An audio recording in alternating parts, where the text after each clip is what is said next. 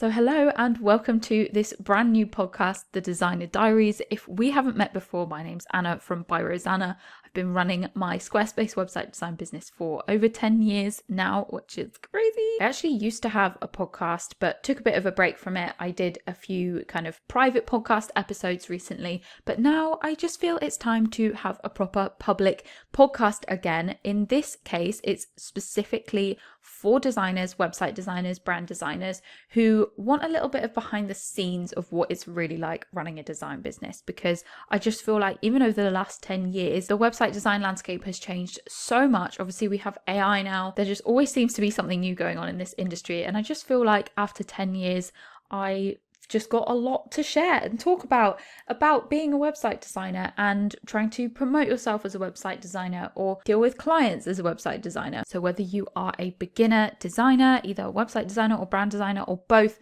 or you are more established and you just want to hear some more insights from someone who's been doing it for a long time as well, then let's hang out. Let's be friends. And because this is the first episode and a kind of beginning chapter, if you like, I wanted to share a bit of background about me, my website design journey, and also a few things that I might have done differently if I was to start over as well. So I want to take you back, first of all, to 12-year-old me. I am very grateful to have grown up in a household where I had access to a computer at quite a young age, and I was obsessed with the game Neopets. I don't know if you've heard of it or remember it or played it yourself, but it was just chef's kiss in terms of computer games, because you got to look after these cute little animals, you got to play all these like mini games to earn coins, you got to customize your animal and your animal's home and do all of this stuff all online. And the reason why I bring this up is because there was the opportunity in this game for you to have your own web page, but it was just a blank canvas. And in order to customize it and make it really cool and make yourself be just the envy of all the other 12-year-olds on this game, you had to learn a bit of website coding and CSS to make it look cool, basically.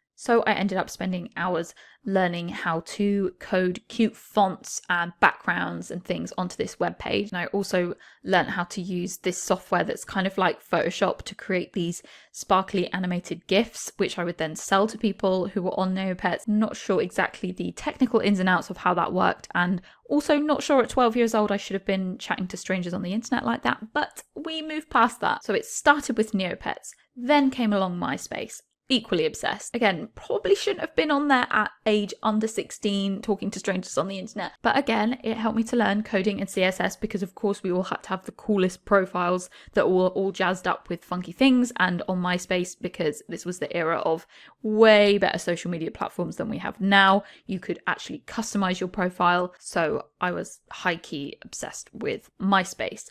And from there, it just kind of stemmed a passion in me, I guess, about customizing web pages and doing this cool stuff. So I ended up getting a book from my dad, which was called just like How to Build a Website or something, which just taught you the most basic HTML and CSS coding. And I started building my own websites from scratch doing that. I then completely stopped doing that for many, many years and went off on a real tangent by going to college and thinking that I wanted to study hospitality management. And then I went to uni for a bit and then I quit because that really wasn't what I wanted to do. And after I dropped out of uni, I came home and was kind of in this whole, I don't know what to do with my life, and ended up speaking to the National Careers Service, which, shout out to them. They did a great job, actually. They kind of sat me down and went through all of the things that I like. I don't know if you can still do this, but basically you just kind of set up a meeting. It's kind of government funded, and they'd like go through all the things that you're interested in and all of the different career opportunities and studying opportunities that you can do that don't involve university, essentially. So that was quite cool. And they put me on to studying marketing with the Chartered Institute of Marketing, which I then ended up getting a qualification in. So I started out in marketing and got a job as a marketing assistant, worked in a really amazing software company doing this. And while I was working there, I was starting my lifestyle blog, which is all about Cornwall, where I live, and I still run it. It's one of the most popular blogs in this area now, which is great. And I still love all of that side of content creation as well, because I do so much on the lifestyle and travel content. But through building that blog, obviously I built the website and I started a business blog at the same time, which is now my By Rosanna website. I spent so much time at this point just constantly learning about marketing and content marketing, consuming loads of content, but also creating loads of content, both from my lifestyle and travel blog and on this business blog that I was starting, where I was kind of sharing all of the things that I was learning, both from my marketing role and my marketing studies in this blog.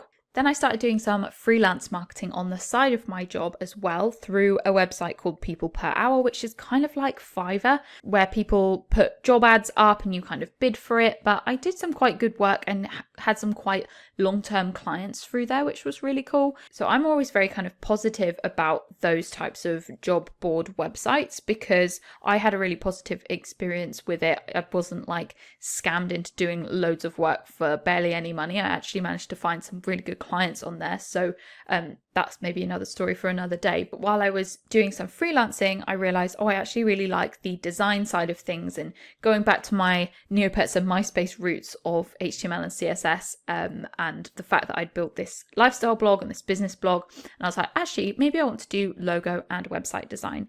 But I didn't have any clients. I ended up running a giveaway actually for a free logo design and a free website design, which you might think is crazy, but was actually one of the best things that I did, which I will come back to. And just slowly from there, I started getting enough clients for me to be able to go part-time in my job, which was amazing that they let me do that. I'm very, very grateful for that. And then I ended up fully leaving that job and going full-time in my business, offering all sorts of things, not just logo and website design, but I was doing copywriting, marketing, blogging, and eventually, thankfully, narrowed my niche or what I was going to be offering into just logo design and website design. And then a few years after that, cut out the logo design and just purely do website design through a process of me realizing what I actually truly enjoy, basically. So rambling life story over, as you can see, I was someone with no formal education in design when I started doing this, no design qualifications, completely self-taught. And from the get-go, I was able to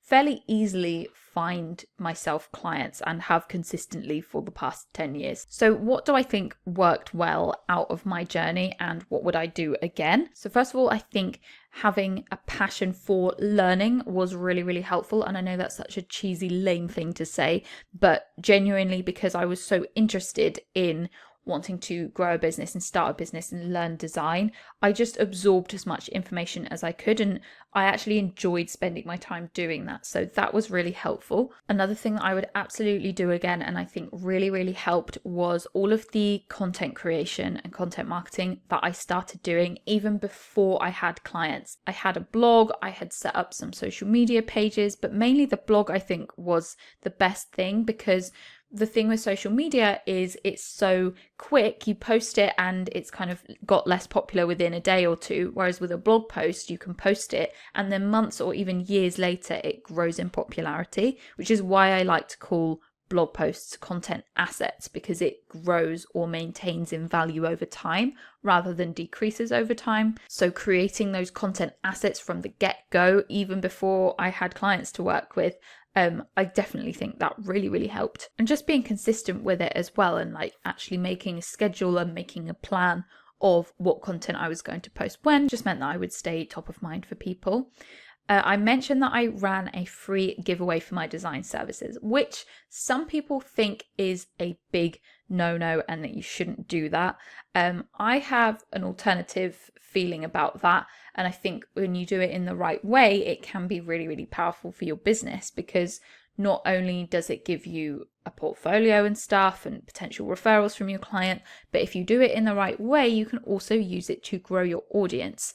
Now, this is something that I talk about in more detail in my mini course called Your First Web Design Clients. I will leave a link to it in the description, but essentially I talk you through several different strategies in this course that you can implement today that are really, really actionable to get your first or your next client. And the free giveaway thing is one of those things that I talk about in there. If it doesn't sound up your street, then feel free to ignore it. There's some other good strategies in there, but I personally found it very useful for getting clients and growing an audience. Another thing that I would do again, which might be slightly controversial, but just hear me out on this. Basically, you hear people talking about you have to niche down in your business. You have to get specific about who you want to work with. Otherwise, your business isn't going to stand out or go anywhere. And I 100% agree with that. But a lot of people mistake the word niche for saying, oh, well, I have to work with clients who are in a certain industry. So I have to work with creatives. I have to work with food businesses. I have to work with coaches or beauty salons. And they think about it in a very industry specific way. But when I was starting out, I never thought about it this way. I was very open to the types of clients that I wanted to work with in terms of industry, because I think when you're starting out, it's really good for you to try lots of different things and see which types of clients you enjoy working with and which types of projects you enjoy creating. So when I was starting out, I wasn't hugely specific about who I was for, but I've always understood niche to be a bit more nuanced than that. So it's not just the industry that you're looking at. It could be the type of personality of the client or the style that you like and that your clients like and that you specialize in. It doesn't have to be industry based. And I think that's a common misunderstanding when people first get started. Yes, it's important to have something that makes you different from someone else and stand out from the crowd, but it doesn't have to be your industry. And I'm glad that I got to play with projects from lots of different industries, because I just learned what I enjoyed, what I didn't enjoy, and whether it was industry that actually made a difference to that at all. So that's just something to note there. But in terms of what I would do differently, when I was building my business and wanting to go full time with it, I was taking on all sorts of work, as I said, not just logo and website design, but also copywriting, blogging, marketing, email marketing, that kind of thing, which was great. And I was making lots of money and I had lots of clients. But when you end up saying yes to everything, it makes you quite stressed and overwhelmed and overworked. And eventually I did end up having a bit of burnout in 2017 because I had been taking on so much and taking on projects that weren't necessarily the right fit or work that I actually found really difficult. I feel like I can be good at copywriting when I sit down and do it. So I was saying yes to my clients who needed it.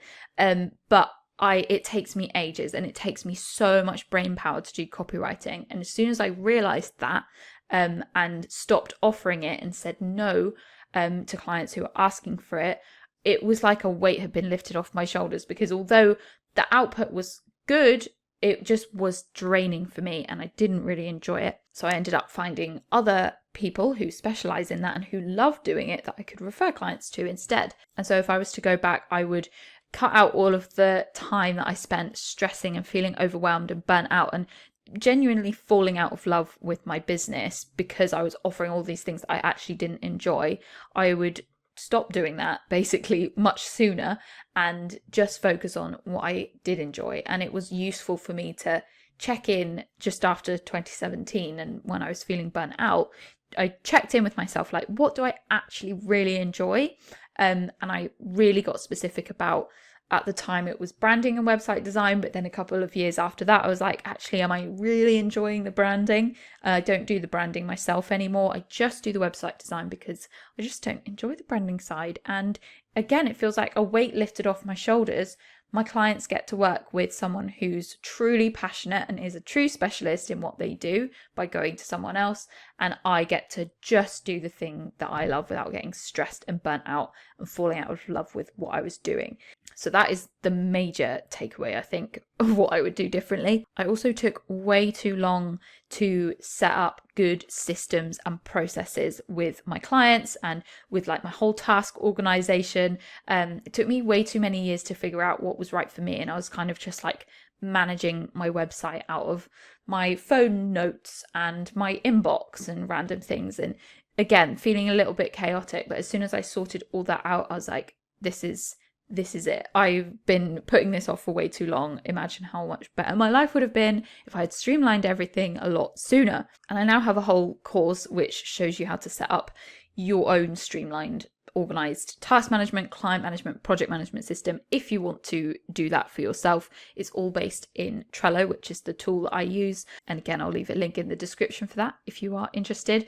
But it is a system that I genuinely use every single day. I have it up in front of me right now for creating this piece of content. So that is all of the background and stuff to know about me before we get into some of the other episodes. And I hope you have enjoyed this little ramble. If you want to catch more from me, make sure you are subscribed to this podcast on your podcast app. Feel free to come and follow me on Instagram as well, because I share a lot on my Instagram stories quite a bit. It is at by.rosanna, and hopefully I will catch you on there. Thank you so much for listening, and I'll see you again in another episode.